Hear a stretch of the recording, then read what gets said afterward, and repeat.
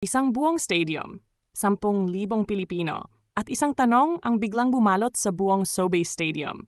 Magtatapos na ba rito ang makasaysayang laban ni Alex Ella? Tahimik ang buong center court. Walang gustong magsalita. Walang gustong kumurap. Dahil sa harap ng libu-libong Pilipinong tagahanga, bumagsak sa court ang kanilang bagong tennis heroine, si Alexandra Ella, 21 years old. Isang dalagang taga Quezon City na kasalukuyang nasa gitna ng pinakamalaking tournament run ng kanyang career. Pero sa isang maling bagsak, isang iglap lang, pwedeng magbago ang lahat. August 7, 2026, Toronto, Canada. Mainit ang laban. Galing si Ella sa isang makasaysayang WTA 500 championship run sa DC Open. Hawak niya ang 6-match winning streak. At ang kanyang kalaban? Si Katie McNally, ang American player na kagagaling lamang sa isang napakalaking upset matapos talunin ang reigning Wimbledon champion na si Linda Noskova. Sa unang set, Ella ang naghari. 6-3, mukhang kontrolado niya ang laban. Pero sa second set, dumating ang eksenang nagpahinto sa puso ng buong Pilipinas. Score 2-1. Tumama si Ella ng forehand at sa kanyang pagbagsak, mali ang tapak sa kanang bukong-bukong. Agad siyang napahinto, napaupo at humingi ng medical timeout. Sumugod ang physiotherapist. Nilagyan ng tape ang kanyang bukong-bukong. At ang mga Pilipinong nasa stadium, tahimik, nakatingin lamang. Naghihintay, umaasang hindi pa tapos ang laban. Makikita sa mukha ni Ella ang sakit. Pero alam ninyo kung ano ang mas malinaw? Ang kanyang determinasyon. Bumalik siya sa court. At kahit pilit ang kanyang galaw, lumaban siya. Pero may ginawa siya na ikinagulat ng lahat. Habang lumalalim ang second set, lalong nakikita ni McNally ang kahinaan ni Ella at sinamantala niya ito. Nakuha ni McNally ang 4-3 lead. Nahihirapan si Ella at ang tape na dapat sana ay tumutulong sa kanyang bukong-bukong ay tila lalo pang pumipigil sa kanyang paggalaw. Kaya bago magsimula ang 8th game, ginawa ni Ella ang hindi inaasahan ng lahat. Tinanggal niya ang tape. Rip. Walang takot. Walang reklamo. Walang dahilan. Parang sinasabi niya sa kanyang kalaban, hindi mo ako matatalo dahil lang dito. At tila gumana ang desisyon. Mas malaya ang kanyang galaw. Nagawa niyang i-break si McNally. 3-4. Isang game na lang. Nasa kamay na niya ang pagkakataon tapusin ang laban. Pero hindi pa tapos ang kwento.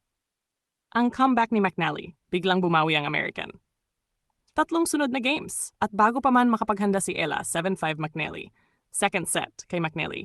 At kailangan na nilang maglaro ng deciding set. Umupo si Ella. Pagod. Sakit ang kanyang bukong-bukong. Halos 2 oras na ang laban. Pero hindi siya nagpakita ng panghihina.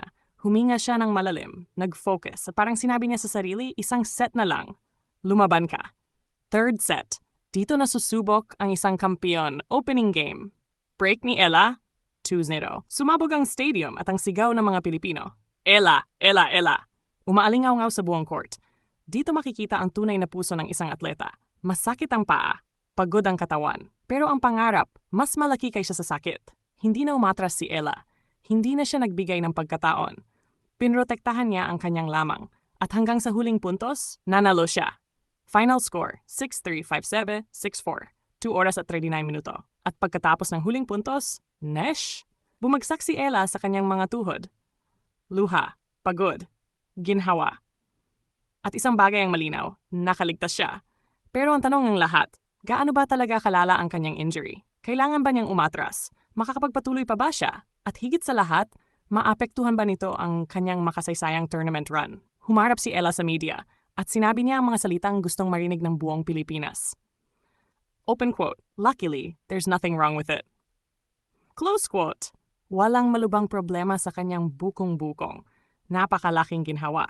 Pero inamin din ni Ella, sobrang pagod na siya. Marami na siyang laban. Marami na siyang emosyon. Marami na siyang pinagdaanan sa nakalipas na 2 linggo. Pero handa pa rin siya. Dahil sabi nga niya, that's the job. I'm ready. I'm excited for another match. At ngayon, mas malaki ang hamon. Dahil ang susunod niyang kalaban, Belinda Bencic. World number 12. Olympic gold medalist. Isang player na sanay sa pinakamalalaking laban sa mundo. At ngayon, si Ella ang haharap sa kanya. Pero sa puntong ito, hindi na lang ranking ang pinag-uusapan, hindi na lang tennis, hindi na lang isang tournament. Dahil sa bawat laban, may buong Pilipinas na nanood, may mga bandilang kumakaway, may mga Pilipinong sumisigaw, may mga taong umaasang makita siyang muling manalo. Ella Mania is real. Sa loob lamang ng ilang linggo. Mula sa isang promising young player, naging simbolo siya ng tapang, resilience at pagmamalaking Pilipino. Isang maling tapak sana, pwedeng tumapos sa kanyang pangarap. Pero pinili niyang bumangon. Pinili niyang lumaban. Pinili niyang tiisin ang sakit. At pinili niyang maniwala. Hindi siya nagdahilan. Hindi siya sumuko. Hindi siya umatras. Lumaban siya. Kaya ngayon, nakatutok ang buong mundo ng tennis. At ang buong Pilipinas? Naghihintay sa susunod na kabanata. Dahil kung ang isang napilay na bukong-bukong ay hindi kayang pigilan si Alex Ella, sino ang makapipigil sa kanya? Ella Mania is here. At mga kababayan, nagsisimula pa lang ang lahat.